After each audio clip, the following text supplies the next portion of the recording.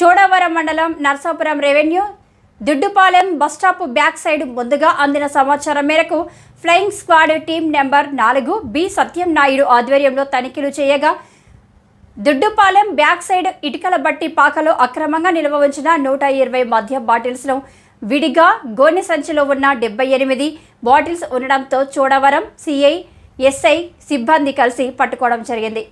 ఈ మద్యం బాటిల్స్ పై గోవా రాష్ట్రానికి చెందిన మందుగా ముద్రించి ఉంది. బాటిల్స్ పై పేరు రాయల్ క్వీన్ విస్కీ. మొత్తం మందు బాటిల్స్ 5833. ఈ మందు మొత్తం సీజ్ చేయడం జరిగింది.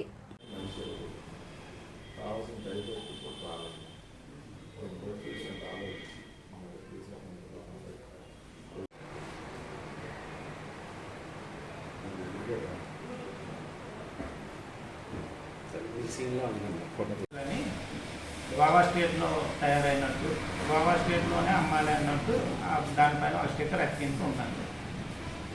మొత్తం ఒక్కొక్క బాక్స్లో 48 బాటిల్స్ ఉన్నాయండి. అలాగే 120 బాక్సులు, 73 విడి బాటిల్స్, మొత్తం 5833 బాటిల్స్.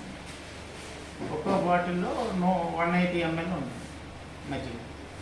సరే, ఇది యాక్చువల్గా తగ్గించేందుకు దాచిపెట్టిందని కదా అని మేము భావించామండి. ఎలక్షన్ సాధారణ ఎన్నికలు ఉన్నాయి కాబట్టి సాధారణ ఎన్నికలకు సంబంధించి అయి ఉంటుందని భావించి వెంటనే సీజ్ చేసి ఇక్కడ తీసుకురావడం జరిగింది. అది అక్రమంగా దాచారు, అది కూడా ఎన్నికలకు సంబంధించిందని భావించి మేము సీజ్ చేయడం జరిగింది.